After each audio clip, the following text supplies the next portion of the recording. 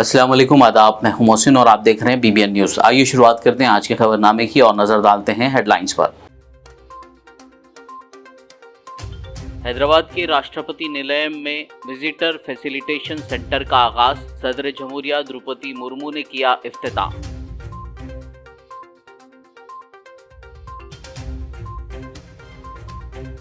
Telangana governor Tamilisai ने Rachakonda police commissionerate के ज़ेर एहतमाम बिट्स पिलानी में मुनक्किदा इंटरनेशनल वुमेन्स डे तकरीब में की शिरकत। Professor V Ram Gopal Rao, vice chancellor, Rachakonda police commissioner doctor Tarun Joshi के अलावा दीगर ने की शिरकत। चीफ मिनिस्टर रेवंत रेड्डी ने राइतु नेस्तम डिजिटल प्रोग्राम का अमली तौर पर किया आगाज। राइतु वेदिकास में वीडियो कॉन्फ्रेंस की सहूलियात के जरिए किसानों को फायदा पहुंचाना प्रोग्राम का मकसद।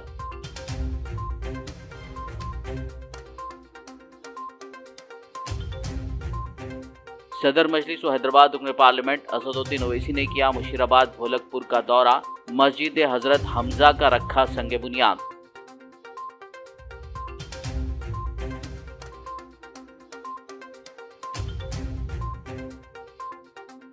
तेलंगाना हुकूमत ने हज कमेटी की तश्कील के अहकामात जारी किए। 7 मार्च को हज कमेटी के सदर नशीन के इंतखाब के लिए मुनक्किद होगा इजलास।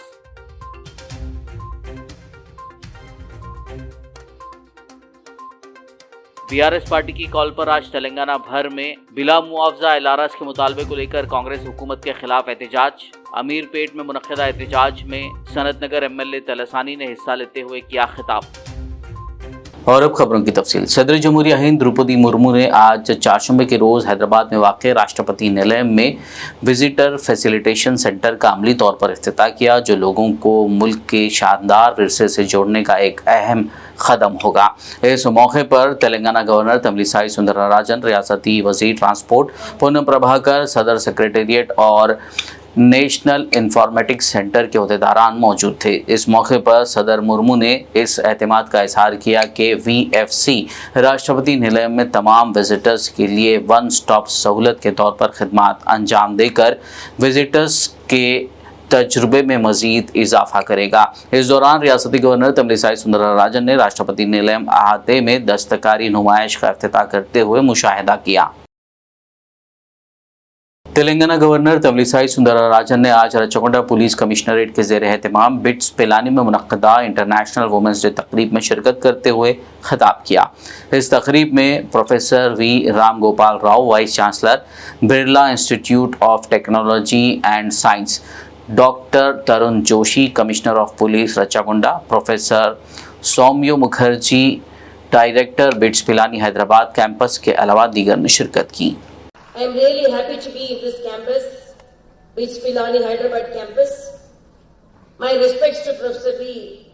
Ram Gopal Rao, Vice Chancellor for the Birla Institute of Technology and Science, BITS Pilani, Dr. Tarun Joshi, IPS, Commissioner of Police, Rachakonda, Professor Soumya Mukherjee, Director of BITS Pilani Hyderabad campus, Professor G. Sundar, Director, Work Integrated Learning Programs, Professor Yogeshwari, Dean, Administration of BITS Pilani Hyderabad campus, Srimati Abhilasha Bisht, IPS, Director of Telangana State Police Academy, Srimati Tanes Irani, Bollywood actress and motivational speaker, Srimati Shilpa Reddy, fashion designer, influential socialist fitness and conscious living influencer, Dr. Saina Nehwal, Indian badminton player, Ms. Avita, Mount Everest climber and 2 Indian records holder, Sri Venkatesh Sangam, Vice Chairman, RKSC, Sri Satish Edelmani, General Secretary, RKSC, Sri Gangadeep Kohli, Treasurer, RKSC, esteemed faculty members, brilliant minds of BITS Pilani Hyderabad campus, my dear students, and my dear all the dignitaries of the dais, my dear media friends, security personnel, a very, very special good afternoon to each and everyone here. It's both an honor and privilege to stand before you today as we come together to celebrate the International Women's Day and commence a Women's Week that stands for recognizing and honoring the contribution of women in all spheres of life. Chief minister Revanth Reddy ने आज चारशंबा के रोज doctor BR Ambedkar Telangana state secretariat से Rythu Nestham digital programme का अमली तौर पर आगाज़ किया। इस प्रोग्राम का मकसद राइतु वेदिकास में वीडियो कॉन्फ्रेंस की सहूलियात के ज़रिए किसानों को जोड़ना और ज़राई साइंसदानों, हुक्काम और माहिरीन के ताउन से ज़राअत पर फील्ड सतह के मसाइल को हल करना है। इस मौके पर चीफ मिनिस्टर रेवंत रेड्डी के साथ डिप्टी चीफ मिनिस्टर मल्लू भट्टी विक्रमार्का, वज़ीर ज़राअत तुमला नागेश्वर राव और दीगर ने शिरकत की और वीडियो कॉन्फ्रेंस के ज़रिए मुख्तलिफ राइतु वेदिका के किसानों से बातचीत की। रियासती हुकूमत ने अगले 3 सालों में 2601 राइतु वेदिका में वीडियो कॉन्फ्रेंस यूनिट्स की तनसीब के लिए 97 करोड़ रुपए के अखराजात के साथ प्रोग्राम शुरू किया है। पहले मरहले में 110 असेंबली हलकों में हर एक में कम से कम एक यूनिट लगाने के लिए तकरीबन 4 करोड़ 7 लाख रुपए जारी किए गए हैं। डिजिटल प्लेटफॉर्म का तस्वुर किसानों के लिए ज़राअत को ज़्यादा मुनाफा बख्श बनाने के लिए एक कलीदी मुआविन साबित होगा। इसके ज़रिए ज़राई साइंसदानों, अहदेदारों और दीगर माहिरीन के साथ बातचीत करके किसानों को अपनी फसलों के बारे में मशवरे और अपडेट्स ऑनलाइन मिलेंगे। वो रियासत के दीगर हिस्सों में अपने साथी किसानों के साथ भी अपने तजुर्बात शेयर कर सकेंगे। ప్రభుత్వము ప్రజల దగ్గరికి ముఖ్యంగా రైతుల దగ్గరికి చేరి రైతుల యొక్క సమస్యలు తెలుసుకొని ఆ రైతుల యొక్క సమస్యల్ని పరిష్కరించాలన్న ఆలోచనతోనే మా వ్యవసాయ శాఖ మంత్రి తుమ్మల నాగేశ్వరరావు గారు ఒక వినూత్నమైన కార్యక్రమం తీసుకొని ఈ రైతు నేస్తం విధానం ద్వారా ప్రభుత్వము రైతులతో కలిసిమెలిసి భవిష్యత్ కార్యక్రమాలు తీసుకుంటుందని చెప్పి కార్యక్రమాన్ని తీసుకోవడం జరిగింది। ఇందులో ప్రధాన ఉద్దేశము వ్యవసాయ కాలంలో రైతులకు వచ్చే సమస్యలను పూర్తిగా దృష్టిలో పెట్టుకొని మీకు సలహాలు సూచనలు ఇచ్చి సైంటిస్టులతో మీరు ఇంటరాక్ట్ అయ్యే విధంగా మీరు వేసే విత్తనాలు కావచ్చు, ఎరువులు కావచ్చు, మీరు పండించే పంట కావచ్చు, పంట తర్వాత అమ్ముకునే విధానంలో మార్కెట్ విధానం కావచ్చు, ప్రతి సందర్భంలో వ్యవసాయం దుక్కి దున్యకాడ నుంచి మొదలు పెడితే పంట ఇంటికి వచ్చే వరకు ఒక మంచి కార్యక్రమం ద్వారా రైతులకు ఎక్కడ ఇబ్బంది జరగకుండా రైతులకు అండగా నిలబడి మీరు పండించిన పంట కూడా లాభసాటి ధర, గిట్టుబాటు ధరనే కాదు లాభసాటి ధర కూడా మీకు రావాలని ఇవ్వాలన్న ఆలోచనతోటి మా ప్రభుత్వం ముందుకు వస్తుంది। ఈ మధ్యలోనే తుమ్మల నాగేశ్వరరావు గారు అదే విధంగా భట్టి విక్రమార్క గారి సూచనతో పంటల బీమా పథకాన్ని కూడా మన ప్రభుత్వం తీసుకొచ్చింది। ఈ రోజు రైతు బీమా పథకము, రైతు ఏదైనా నష్టం వచ్చి కష్టం వచ్చి ఆత్మహత్య చేసుకుంటే ఆ చనిపోయిన కుటుంబాలను ఆదుకునే విధానం రైతు బీమా పథకం। కానీ పంటల బీమా పథకం ఉంటే ఏంటంటే పెట్టుబడి నుంచి పంట పండే వరకు ఏ నష్టం జరిగినా, రైతుకు ఏ ఇబ్బంది వచ్చినా, కరువు వచ్చినా, వరద వచ్చినా నష్టపరిహారము ఇవ్వడం ద్వారా పంట పెట్టుబడి వెనక్కి వచ్చే విధంగా కార్యాచరణ తీసుకుంటే రైతులు ఎవరు ఆత్మహత్యలు చేసుకోవాల్సిన అవసరం ఉండదు। అందుకే ప్రభుత్వం అండగా నిలబడుతుంది। ఎవరు రైతులు ధైర్యాన్ని కోల్పోవద్దు। ఈసారి కరువు పరిస్థితులు ఉన్నాయి। పోయిన సంవత్సరం సరైన వర్షపాతం లేకపోవడం వల్ల ఈ రోజు రిజర్వాయర్లలో నీళ్లు కూడా అడగంటిపోయినాయి। నీటి సమస్య కూడా తీవ్రంగా ఉన్నది। కరీంనగర్ ప్రాంతంలో, ఖమ్మం ప్రాంతంలో, నల్గొండ ప్రాంతంలో, మహబూబ్ నగర్ ప్రాంతంలో మన వాళ్ళు రిజర్వాయర్ల నుంచి నీళ్లు వదలాలి అన్న డిమాండ్ వస్తుంది। అదే విధంగా తాగునీటి కూడా రేపు సమ్మర్ లో కష్టాలు కాకుండా ఉండడానికి కూడా మనం అన్ని రకాల ప్రయత్నం చేస్తున్నాం। రైతులందరూ కూడా పరిస్థితిని అర్థం చేసుకొని ప్రభుత్వం నిర్వహిస్తున్న కార్యక్రమాలు అన్నిటిలో పాల్గొని అందరికీ ఉపయోగపడే విధంగా మనందరం కలిసి పనిచేద్దాం। ఈసారి కరువును మనందరం కలిసికట్టుగా ఎదుర్కొందాం। రైతులను అన్ని రకాలుగా ఆదుకొని మీరు పండించే పంట లాభసాటిగా ఉండే వరకు మా ప్రభుత్వం మీకు అండగా ఉంటుంది అని చెప్పి మీ అందరికీ తెలియజేస్తూ మీ అందరి దగ్గర సెలవు తీసుకుంటున్నాను। सदर मजलिस हैदराबाद रुकन पार्लियामेंट बैरिस्टर असदुद्दीन ओवैसी के हाथों मुशीराबाद भोलकपुर में मस्जिद हजरत हमजा का संग बुनियाद रखा गया। इस मौके पर मस्जिद कमेटी के जिम्मेदारान, मजलिसी कॉरपोरेटर मोहम्मद गौसुद्दीन, मुकामी मजलिसी सदर रफ़ीक अहमद के अलावा मुसल्लियान की कसीर तादाद मौजूद थी। संग बुनियाद रखने के बाद खुसूसी दुआ की गई। तेलंगाना हुकूमत ने हज कमेटी की तश्कील के लिए अहकाम जारी किए हैं। बताया गया है कि 7 मार्च को हज कमेटी के सदर नशीन के इंतखाब के लिए इजलास मुनक्किद होगा। GOMS 12 के तहत 18 रुकन हज कमेटी की तश्कील अमल में लाई जाएगी। सदर नशीन हज कमेटी के लिए CEO वक्फ बोर्ड प्रिसाइडिंग ऑफिसर होंगे। ज़राए के मुताबिक मौलाना सैयद गुलाम अफजल बियाबानी को सदर नशीन हज कमेटी मुंतखब किए जाने का क़वी इम्कान है। हल्का असम्बली कारवान के इलाके साई नगर, अल्लूरी, सीताराम, राजू नगर और लंगर हाउस के मकीनों और हीरा नगर वेलफेयर एसोसिएशन के मेंबरान ने मजलिसी रुकन असम्बली कौसर मोहिउद्दीन से मुलाकात की और मज़कूरा इलाकों में मंजूर शुदा तरक्याती कामों के लिए खुशी का इजहार करते हुए उनकी गुलपोशी की। इस मौके पर मज़कूरा कॉलोनियों के रिहायशियों ने सदर मजलिस असदुद्दीन ओवैसी और MLA कौसर मोहिउद्दीन का शुक्रिया अदा किया। बता दें कि मजलिस की कामयाब नुमाइंदगी पर मज़कूरा इलाकों में ड्रेनेज लाइन की असर नौ तामीर के लिए 6 करोड़ रुपए की मंजूरी अमल में आई है।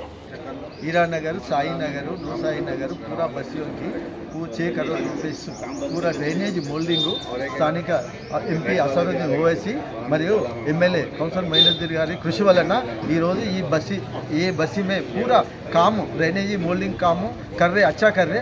MIM पार्टी का मैं जिंदाबाद। MIM पार्टी से पुराना भी वो ब्रिज नाला पे ब्रिज भी असरुद्दीन MIM MP साहब भी वो ब्रिज भी डाले। वो 12 साल 14 साल हो गया।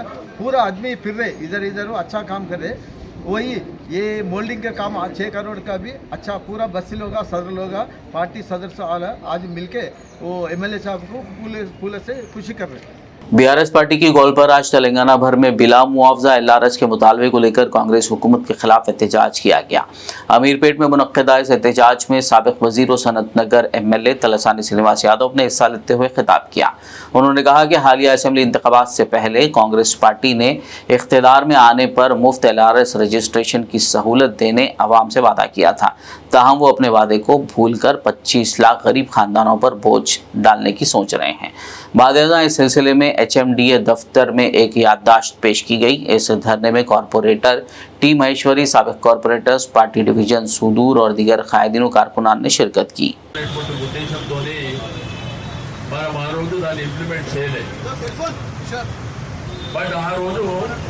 కాంగ్రెస్ పార్టీ అడ్డగోలుగా హామీలు ఇచ్చింది. ఇంకా LRSే కాదు, మీకు ఫార్మాసిటీ విషయంలో కానీ మెట్రో విషయంలో కానీ చాలా అంటే అలవిగానే హామీలన్నీ ఆ రోజు ఇచ్చింది మీకు అందరికీ తెలుసు. ఇప్పుడు ఉన్నటువంటి మంత్రులు ఎవరైతే బట్టి విక్రమార్క గారు, సీతక్క గారు, ఉత్తమ్ కుమార్ రెడ్డి గారు, అదేవిధంగా కోమటిరెడ్డి వెంకటరెడ్డి గారు అయితే పబ్లిక్ ఇంట్రెస్ట్ లిటిగేషన్ వేసారు. మీరు అటు కోర్టులో వేసినటువంటి మీరు ఆగండి, నో LRS నో BRS, మేము ఫ్రీగా రిజిస్ట్రేషన్ చేస్తామని చెప్పారు. ఆ వీడియోస్ కూడా మీ లైబ్రరీలో ఉన్నాయి. మా డిమాండ్ అలా మీరు షెడ్యూల్ కూడా డేట్లు ఇచ్చారు, 31 మార్చి వరకు చేస్తామని చెప్పి మీరు వెంటనే ఉపసంహరించుకొని ఫ్రీగా రిజిస్ట్రేషన్ చేయాలని చెప్పి మేము డిమాండ్ చేస్తూ ఉన్నాం. ఎట్టి పరిస్థితుల్లో ఫ్రీగా రిజిస్ట్రేషన్ వరకు చేసే వరకు వదిలిపెట్టే సమస్యనే లేదని చెప్పి నేను ఈ సందర్భంగా తెలియజేస్తా ఉన్నాను.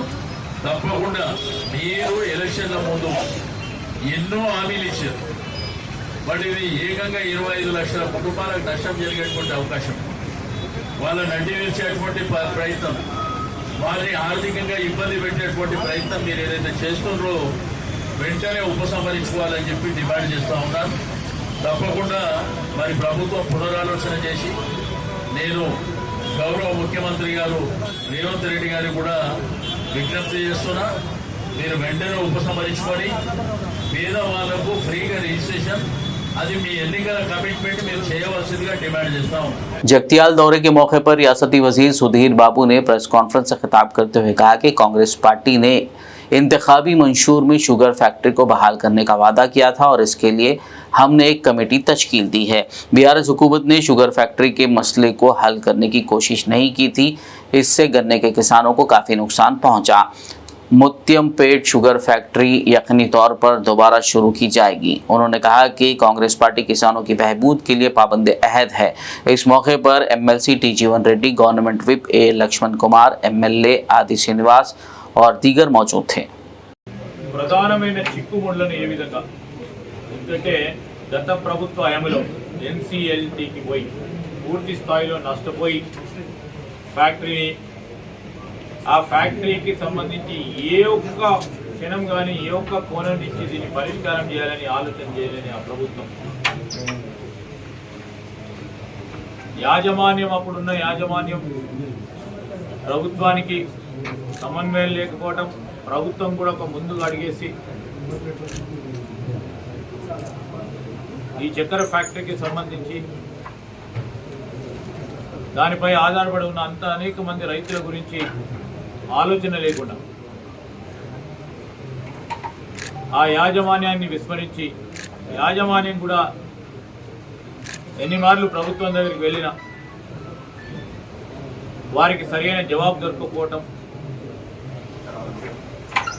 దానివల్ల పూర్తి స్థాయిలో నష్టపోయింది. వన్ టైం రీపేమెంట్ ఇచ్చే క్రమంలో వందలాది కోట్లు ఈరోజు బ్యాంకు చెల్లించాల్సిన అవసరం ఏర్పడ్డది టీఆర్ఎస్ పార్టీ ప్రభుత్వం వల్ల. ఏ విధంగా దాన్ని అధిగమించాలి, ఏ విధంగా మళ్ళా తిరిగి పునఃప్రారంభోచన చేసి దాని ఇప్పుడున్న చక్కెర ఫ్యాక్టరీని ఇంకా విలువ ఆధారిత పరిశ్రమగా ముందుకు తీసుకెళ్లాలి. ఒక పరిశ్రమ శాఖ మంత్రిగా నేను మరి ఇక్కడ ఉన్న అనుభవజ్ఞులైన నాయకులు జీవన్ రెడ్డి గారు లాంటి వారు అందరితో కూడా సంప్రదించి తిరిగి మేము ఖచ్చితంగా చెప్తా ఉన్నాం, తప్పకుండా దీన్ని పునఃప్రారంభోత్సవం చేస్తాం. ఎట్టి పరిస్థితుల్లో ఎన్ని ఇబ్బందులు వచ్చినా, ఎన్ని సమస్యలు వచ్చినా ఆ సమస్యల పరిష్కారం చేస్తాం. ఈరోజు రైతుల సంక్షేమమే మా ప్రధాన ధ్యేయంగా ముందుకు నడుస్తూ ఉన్నాం. అవకాశం ఇచ్చిండ్రు ప్రజలు, మార్పు పోవాలన్నారు ప్రజలు, మార్పు చూపెట్టి తీరుతాం. అదేవిధంగా ఈ చక్కెర ఫ్యాక్టరీకి సంబంధించిన దానిపైన ఆధారపడి ఉన్న రైతు సోదరుల జీవితాల్లో కూడా మార్పు తీసుకొచ్చే छोटे बच्चों में आजकल स्कारलेट बुखार की अलामतें पाई जा रही हैं। बीबीएन के नुमाइंदे सैयद जमील अहमद ने अमीरपेट गवर्नमेंट हॉस्पिटल के children specialist doctor Mahesh Kumar से स्कारलेट बुखार के बारे में बातचीत की। आइए देखते हैं उन्होंने क्या कहा। ये स्कारलेट करके एक नया फीवर आया हुआ है, ये अक्सर छोटे बच्चों में देखा जा रहा। तो ये क्या फीवर है सर, ये मतलब इसका सीवियरिटी कितना है और ये कितने दिन में बच्चों को अफेक्ट कर रहा है, ये किस तरीके से अफेक्ट कर रहा है, ज़रा इसके बारे में बताइए सर। स्कारलेट फीवर जो है ये सीजनल डिसीज़ है। बेसिकली बच्चों में 5 साल से 15 साल के बच्चों तक कॉमन आता है। ये बच्चों को फीवर कब आता है, मतलब बच्चे क्राउडेड प्लेसेस में अगर ज़्यादा रहते हैं, स्कूल के दौरान ये इन्फेक्शन एक बच्चे को आने से दूसरे बच्चों को स्कूल में दूसरे बच्चों को भी फैल जाता है। ये इन्फेक्शन ये बच्चे को फैलने से क्या होता है, बच्चों को कई प्रॉब्लम्स आते हैं, लेके कॉफ आना, खांसी आना, कुछ निगलने में मुश्किल होना, गले में दर्द होना, फीवर बहुत टेम्परेचर रहता है, 101 तक टेम्परेचर रहता है। उसके वजह से क्या होता है, बच्चों को थोड़े को बहुत मुश्किल, सांस लेने में मुश्किल हो जाता है, बुखार ज़्यादा आता है, पेरेंट्स टेंशन हो जाते हैं। तो हम लोग ट्रीटमेंट देते हैं। तो ट्रीटमेंट देने के बाद में इसका फीवर मिनिमम 5 to 8 डेज तक रहता है बहुत सारे बच्चों को। उसमें क्या होता है, उसको रैशेस भी डेवलप होता है। उसमें क्या होता है, टंग जो रहता है ना, बेसिकली स्ट्रॉबेरी टंग बोल के रहता है। जैसे कि जो स्ट्रॉबेरी रहता है ना, उसमें कैसे वाइट वाइट दाने रहते हैं ना, सेम दाने टंग पे भी ऐसे ही दिखते हैं, तो उसको बोलते हैं स्ट्रॉबेरी टंग। और उसकी वजह से क्या होता है, बच्चे कुछ ले भी नहीं सकता है, टेस्ट नहीं रहता है, और जो अंदर का फायरिंग्स है पूरा का पूरा एकदम सूजन आके रेड हो जाता है, बच्चा लेना मुश्किल होता है, कुछ भी खाने के लिए मुश्किल करता रहता है, पानी लेता है, और फीवर टेम्परेचर ज़्यादा होता है। तो ये होता है बेसिकली, ये स्कारलेट फीवर होता है स्ट्रेप्टोकोकस बोल के बैक्टीरियल इन्फेक्शन की वजह से होता है। ये ज़्यादातर स्कूल के बच्चे, किंडरगार्टन के बच्चे, स्कूल के बच्चों के द्वारा दूसरे बच्चों को फैलने का कोशिश ज़्यादा होता है, चांसेस। सर ये फीवर स्टार्ट होने के बाद सर कितने मतलब 2 या 3 दिन में उसके सिम्टम्स आप हमको बाहर दिखाई पड़ते, और ये कितने ड्यूरेशन रहता है, और इसकी सीवियरिटी क्या रह रही क्या है, और कितने दिन के बाद ये क्यूर होने के चांसेस है सर। बेसिकली सिम्टम स्टार्ट होता है फर्स्ट 2 दिन तक ठीक रहता है बच्चा, 3rd डे या 4th डे पे बच्चे को फीवर ज़्यादा चढ़ जाता है। फीवर चढ़ के बच्चा बुखार ज़्यादा, टेम्परेचर ज़्यादा टच होता है और ये बेसिकली मिनिमम 7 डेज़ तक रहता है, 7 to 8 डेज़ तक बच्चे को ये फीवर, उसके बाद में रैश आना, फिर स्किन खराब होना, ये सब कुछ कॉमन होता है। 7-8 दिन तक रहता है फीवर बच्चों को।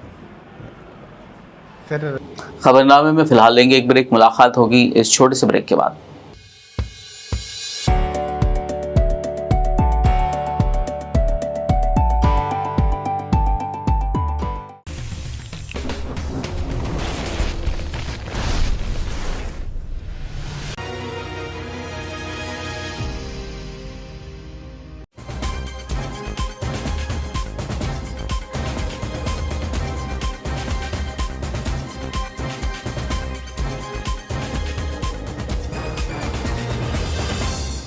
ब्रेक के बाद खबरनामे में आपका दोबारा खैर मकदम है। आइए बढ़ते हैं मजीद खबरों की जानिब। बीआरएस पार्टी की कॉल पर वरंगल स्क्वायर पर साबिक एमएलए एन नरेंद्र की क़यादत में बड़े पैमाने पर एहतजाजी धरना मुनक्किद किया गया।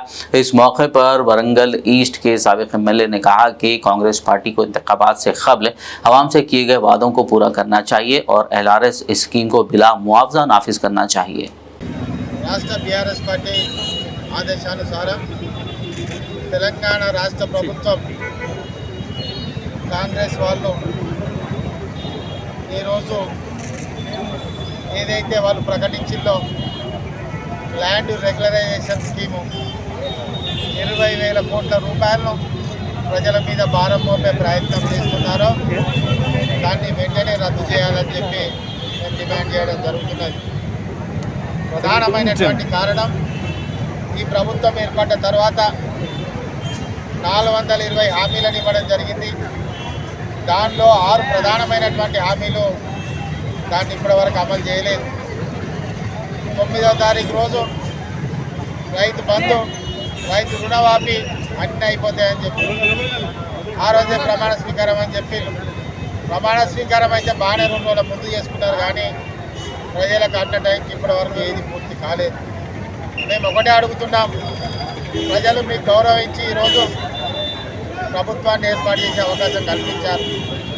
మరి ప్రభుత్వాన్ని ఏర్పాటు చేస్తే ఏ మాట ప్రజలకు చెప్పి మీరు ఆ గద్దెనెక్కారో అది నిలబెట్టుకోవాలని కూడా మీకు సూచించడం జరుగుతున్నది. ఈరోజు 2020 సంవత్సరంలో LRS మీద నేటి ముఖ్యమంత్రి, నేటి డిప్యూటీ సీఎం బట్టి విక్రమార్క గారు, అదేవిధంగా నేటి మంత్రి కోమటిరెడ్డి వెంకటరెడ్డి గారు, మరొక మంత్రి సోదరి సీతక్క గారు, వీళ్ళందరూ కూడా ప్రజల యొక్క రక్త మాంసాల మీద LRS నిధులు భారం మోపుతున్నారని చెప్పి ఆ రోజు వారు మాట్లాడడం జరిగింది. అది ఈరోజు మీరు చేసే పని ఏంటని కూడా మిమ్మల్ని అడగడం జరుగుతున్నది. మీరు ప్రజల యొక్క త్యాగాలు చేస్తే ఇవాళ కొట్లాడి తెచ్చిన తెలంగాణ కేసీఆర్ గారి నాయకత్వాన మీరు ఇవాళ అబద్ధాల పునాదుల మీద ఈరోజు మీరు పరిపాలిస్తున్నారు. ఒక్క మాట మీద కట్టుబడి లేరు. ఇప్పటికీ 70-80 రోజుల దగ్గరకు వచ్చినా కానీ అన్ని అబద్ధాల మీద కొనసాగుతున్నారు. నేను ఇవాళ చెప్తున్నాను, మీరు మాకెవరు అడ్డు లేరు, ఏం కాదు, నేను చెప్పిందే వేదం, చేసిందే నడుతుంది అనుకుంటే మాత్రం ప్రజలు ఇప్పటికే తిరగబడుతున్నారు. మిమ్మల్ని మాత్రం ఖచ్చితంగా కొత్త పెడతారని కూడా చెప్తున్నాను. ఏదైతే మీరు కళలు కన్నారో ఆ కళలన్నీ కూడా అడియాసలయ్యే రోజులు కూడా దగ్గర పడ్డాయి. ఈరోజు మిమ్మల్ని కోరుతున్నాం, మేము ఒకటే, మేము ప్రజల పక్షాన కొట్లాడతాం, మేము పక్కన దగ్గర మాట్లాడటం కాదు. ఏ రోజైతే మీరు మాట మీద ఉండరా అని కూడా ఇవ్వరు మిమ్మల్ని తెలియజేయడం అడుగుతున్నాం. LRS కనుక ప్రజల మీద భారం పొందితే ఖచ్చితంగా ఈరోజు ధర్నాతో మొదలైనటువంటి ఈ కార్యక్రమం రేపు జిల్లా మెజిస్ట్రేటివ్ అంటే కలెక్టర్ గారికి రిప్రజెంటేషన్ జరుగుతుంది. ఇది ఆగేదానిక వరంగల్ తూర్పు నియోజకవర్గంలో ఈ యొక్క ప్రజల యొక్క ड्रग कंट्रोल एडमिनिस्ट्रेशन तेलंगाना ने आज चारशंबे के रोज नलगुंडा में मिनॉक्सी टॉप 10% नामी दवा को जब्त कर लिया, जिसके लेवल पर गुमराह कुन दावे किए गए थे कि ये दवा नए बालों की नशोनुमा के लिए है, जो कि दवाई के उसूलों के खिलाफ है। गौरतलब है कि मखसूस बीमारियों और अवारिस के इलाज के लिए दवाइयों के दावे ड्रग रूल्स के शेड्यूल J के जरिए ममनू हैं। ये छापा नलगुंडा के असिस्टेंट डायरेक्टर के दास और ड्रग इंस्पेक्टर जी सुरेंद्र ने दीगर उहदेदारों के साथ किया। हुकाम ने बताया कि मजीद तफ्तीश अभी बाकी है और कानून के मुताबिक मुनासिब कार्रवाई की जाएगी। अत्तापुर पुलिस स्टेशन हुदूद चिंतलमेट में कल रात एक नौजवान के कत्ल की वारदात पेश आई। मकतूल की शनाख्त पुराने शहर हैदराबाद के इलाके शाहीन नगर बिस्मिल्लाह कॉलोनी का रहने वाला 20 साला फ़हीम के तौर पर की गई। अत्तापुर पुलिस के मुताबिक हमलावरों ने फ़हीम का खंजरों से हमला करके गला काट दिया और सर पर वजनी पत्थर डाल दिया। पुलिस ने मुकामे वाक़या पर पहुंचकर लाश को पोस्टमार्टम के लिए दवाखाना मुंतकिल किया। पुलिस मुख्तलिफ ज़ावियों से इस वाक़े की तहक़ीक़ात कर रही है। इस सिलसिले में मकतूल के भाई और वालिद ने कत्ल में मुलविस अफराद के खिलाफ सख्त कार्रवाई का मुतालबा किया। चिंतलमेट एरिया में मर्डर हुआ बोले तो पुलिस ऑफिसर्स आए यहाँ। फ़हीम बोल के 20 ईयर्स रहा था, उन पेंटर काम करता, शाहीन नगर बालापुर पुलिस स्टेशन लिमिट्स में रहने वाला। यहाँ उनको मार डाले थे, उनको स्टैप करा और एक बाउंडर भी उनके सिर पे ठोके थे। ये यहाँ का नॉन लोकल है। यहाँ वो फ़हीम क्यों आना पड़ा इधर और किन के साथ आया इधर, वो लड़ाई कैसा हुआ, हम लोगों अभी कार्रवाई कर रहा है। बड़ी हॉस्पिटल को भेज दिया गया। उनका आइडेंटिफिकेशन निकल गया ना, और एक घंटा 2 घंटे में उनका अक्यूज भी नाम निकल गया, पकड़े। रहमतुल्लाह बरकातहू। मेरी गुजारिश है, मालूम है हम तो मजदूर आदमी है, हम मेहनत करके जीने वाले हैं। हम आस्था का लड़ाई करे ना झगड़ा करे भाई, समझे, सबसे हिल मिल के रहे में। अभी आज ने बस्ती मालूम है कम से कम 35 साल से चिराग में जिए हम इधर। मालूम है बच्चे क्या कर लिए क्या कि नहीं मालूम हो, समझे। हम मारे तो भी मालूम है, जो भी बोले तो समझा के मालूम हमारे बच्चों को लेके आए मार के। हम आजकल क्या है बोले तो दुनिया बोले तो समझ में नहीं आ रहा बच्चों को। हम तो बोले नको रे बेटा बोल के हम घर को मार के लेके आए। उसके बाद मालूम है मेरे को क्या है बोले तो नाजायज मेरे बच्चे को मारे। मालूम है इसका मालूम मेरे को इंसाफ चाहिए। हेलो अस्सलाम वालेकुम, मेरा नाम रहीम है। मैं शाहीन नगर बिस्मिल्लाह कॉलोनी में रहता हूँ। मेरे भाई को नाजायज़ मार दिए। मेरे भाई का नाम मोहम्मद फ़हीम था, 20 साल उम्र थी। नाजायज़ धमका के उसको डरा के 3-4 दिन से लड़ रही। एक दिन जगने की रात के दिन हो गई लड़ाई, फिर उसके बाद फिर ये क्या बोलते इतवार को हो गई लड़ाई। मार देता हूँ, जान से मार देता हूँ बोल के रॉडी शीटरों को लेके आ रहा था यासीन को। पूरों को लेके आके धमका रहा था, डरा रहा था मेरे भाई को। तू नहीं मारता ना मैं मारता हूँ तेरे को बोल के डरा रहा।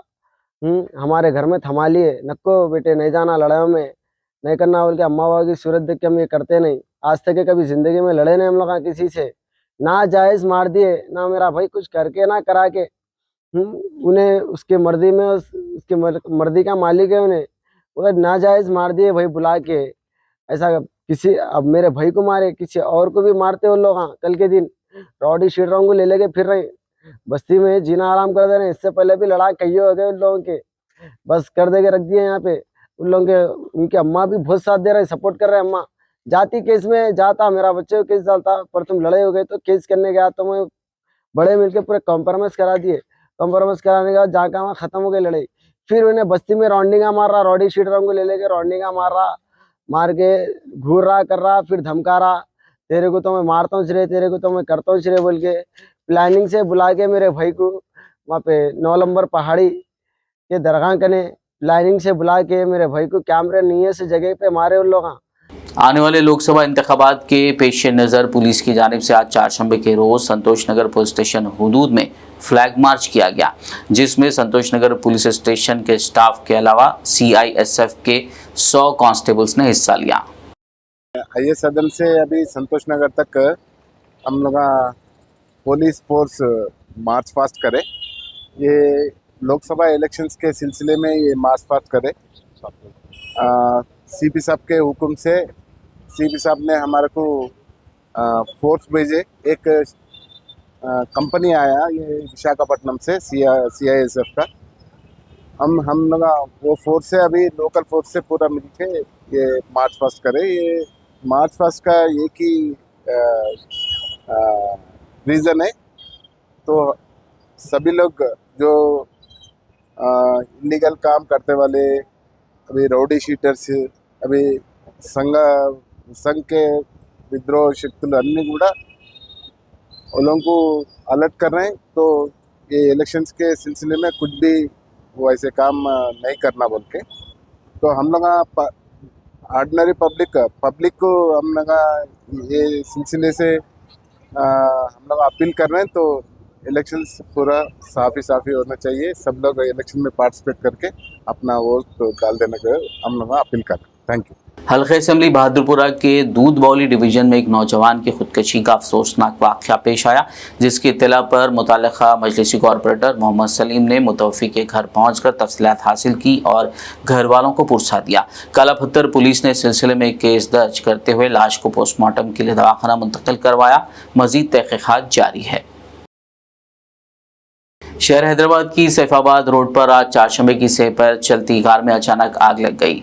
राहत की बात है कि वाक़े में कोई जानी नुकसान नहीं हुआ। बताया गया है कि कार लकड़ी का पुल से खैरताबाद की तरफ जा रही थी कि इसमें अचानक आग के शोले भड़क उठे।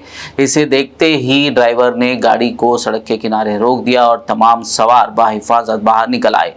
चंद मिनटों में कार आग की लपेट में आ गई। पुलिस ने करीबी फ्यूल स्टेशन से आग बुझाने वाले आलात से आग पर काबू पाया। बाद-ए-अज़ां फायर टेंडर मौके पर पहुंचा और आग पर मुकम्मल तौर पर काबू पा लिया गया। पुलिस को शुबा है कि गाड़ी में आग शॉर्ट सर्किट की वजह से लगी होगी।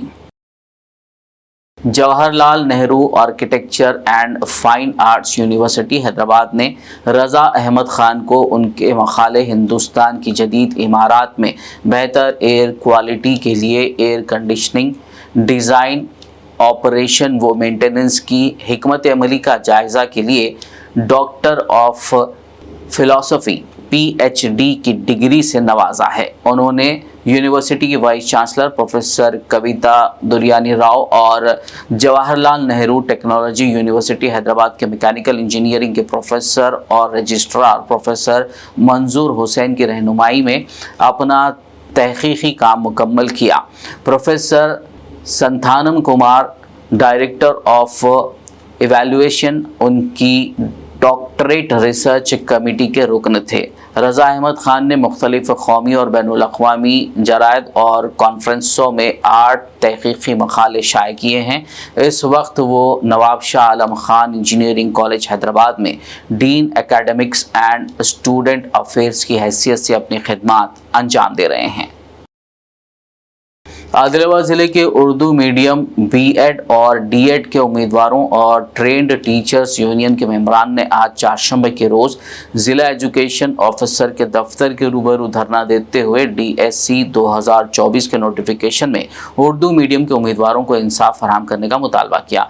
उन्होंने इस बात पर तशवीश का इजहार किया कि ज़िले में उर्दू मीडियम में सिर्फ 3 पोस्टें अलॉट की गई हैं। उन्होंने बताया कि पिछले कई सालों से उर्दू मीडियम जायदादों को रूस्टर के तहत SC, ST और दीगर तबक़ात के लिए रिजर्व किया जा रहा है। उन्होंने बैकलॉग जायदादों को डी रिजर्व करते हुए आम ज़ुमरे में शामिल करने और उर्दू मीडियम उम्मीदवारों के साथ इंसाफ करने का मुतालबा किया। इस मौके पर अबरार अहमद, फ़िरोज़ अहमद, मोहम्मद मुनीब, मोहम्मद उमर, मोहम्मद मुनीर, शेख जुनैद और दीगर मौजूद थे। हम उर्दू मीडियम एस्पिरेंट यहाँ पर डी ऑफिस में आज जमा हुए हैं। जो नोटिफिकेशन आया है मेगा DSC का, जिसमें आदिलाबाद में प्रीवियस नोटिफिकेशन के हिसाब से ही पोस्ट बताए गए, जिसके अंदर 3 पोस्ट सिर्फ मुस्लिम माइनॉरिटी को आए, बाकी के पूरे रिजर्व रह गए। अगर डाटा देखा जाए तो डाटे के हिसाब से कई वैकेंसी से 20 साल से तकरीबन 2003 से लेकर आज तक 41 पोस्ट जो बताए जा रहे हैं वही पोस्ट है। ना डी ऑफिस से कोई नए पोस्ट की मांग की गई है, ना यहाँ से कुछ लिखकर हायर अथॉरिटी को दिया गया है कि यहाँ पर उतने सालों से तकरीबन 4 DSC कंडक्ट होने को आ रहे हैं, उतने सालों से ये पोस्ट फुलफ़िल नहीं हुए और अभी भी ये लोग फुलफ़िल नहीं करना चाह रहे, इसलिए वो पोस्ट को अभी भी रिज़र्व रखे।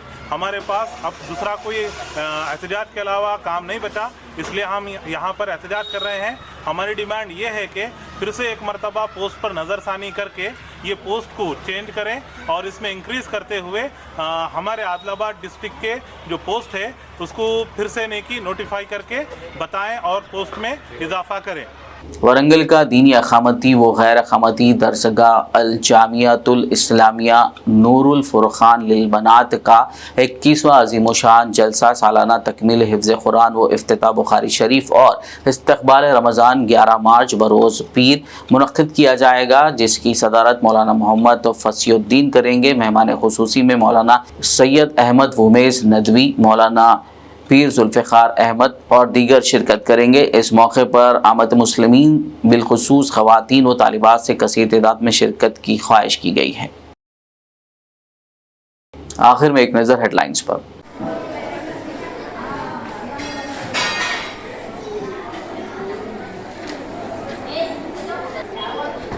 11 मार्च 2024 बरोज़ पीर बवक्त 9:30 बजे दिन बमुकाम आबनूस पे एलबी नगर वरंगल मुनक़िद होने जा रहा है।